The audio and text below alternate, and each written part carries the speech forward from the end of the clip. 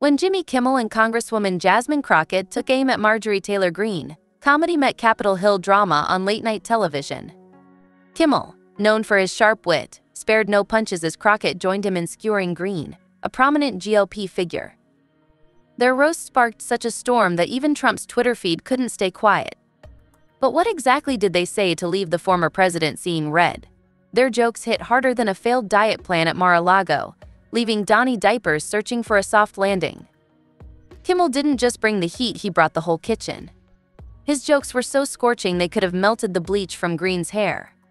From her confused appearance in the House Oversight Committee to her misunderstanding of C-SPAN as a diet plan, Kimmel's comedic missiles found their mark. Audience laughter filled the room as he compared Greene to a sun-baked Barbie doll.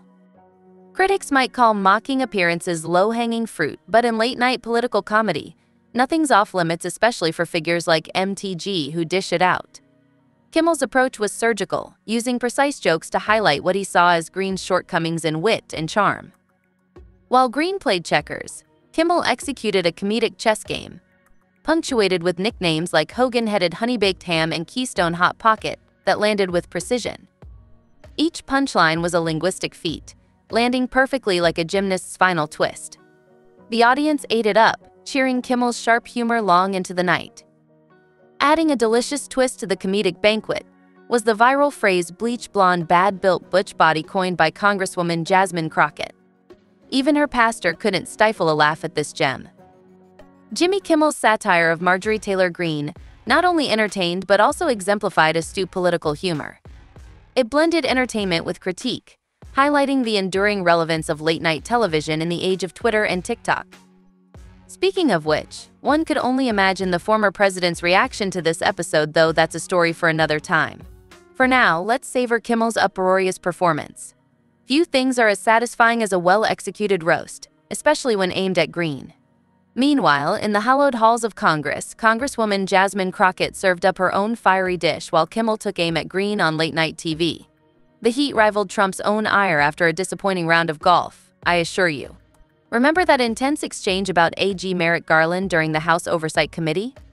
Crockett and Greene engaged in a verbal sparring match that could rival any cage fight. Crockett didn't hold back, swiftly calling out Greene's diversion into Judge Merrick Garland's unrelated matters, a move that highlighted Greene's ignorance faster than you could say coffee.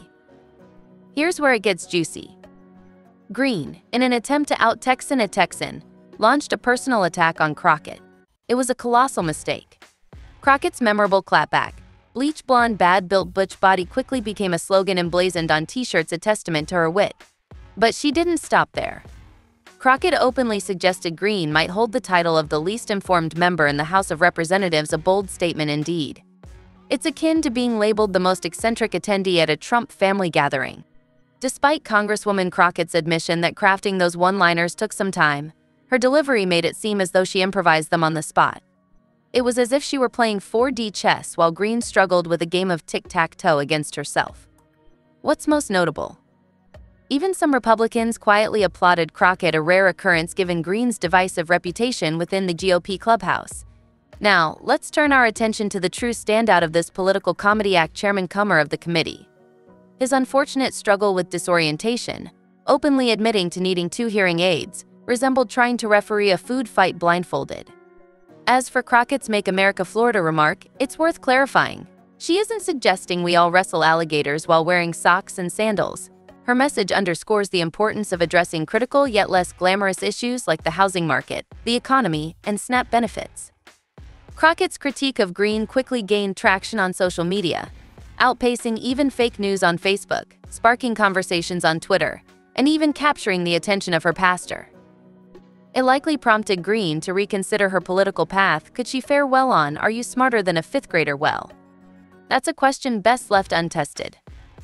In summary, Crockett's sharp rebuttal demonstrates how a potent mix of offense and humor can effectively counteract political absurdity. It's a lesson in speaking truth to power, something grumpy Trumpy should take note of. Marjorie Taylor Greene seems to have booked herself a one-way ticket to Roast City, currently feeling the heat, though Trump's reactions may also be flaring up. It seems she's sweating more in Florida than a snowman in July. What's causing everyone's favorite bleach blonde bad-built butch body to feel the heat?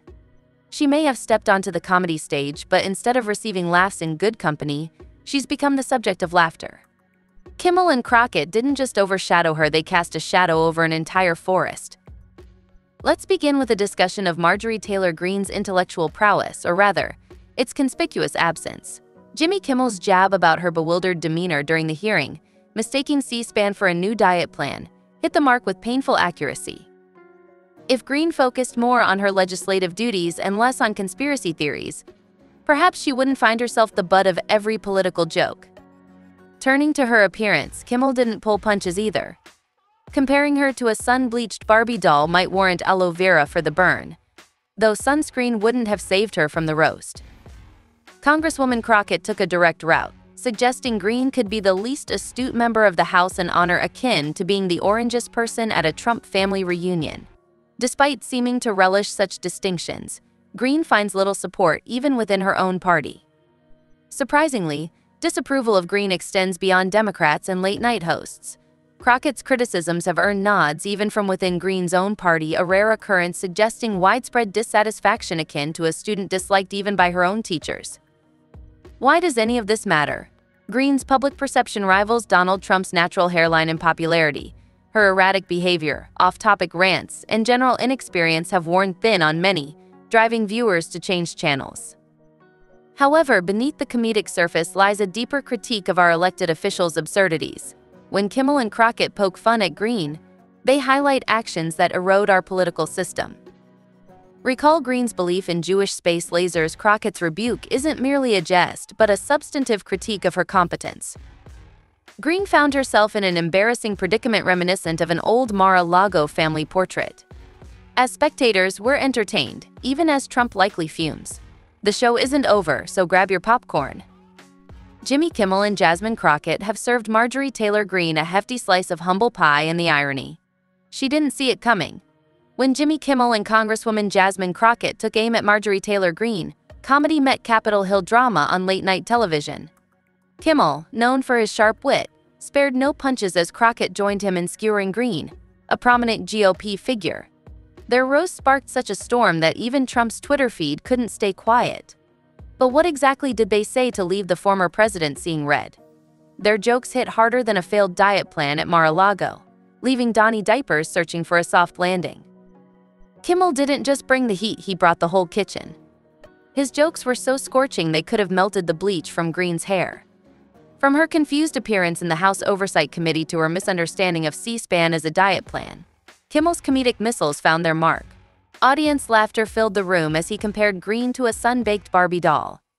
Critics might call mocking appearances low-hanging fruit, but in late-night political comedy, nothing's off-limits, especially for figures like MTG who dish it out. Kimmel's approach was surgical, using precise jokes to highlight what he saw as Greene's shortcomings in wit and charm.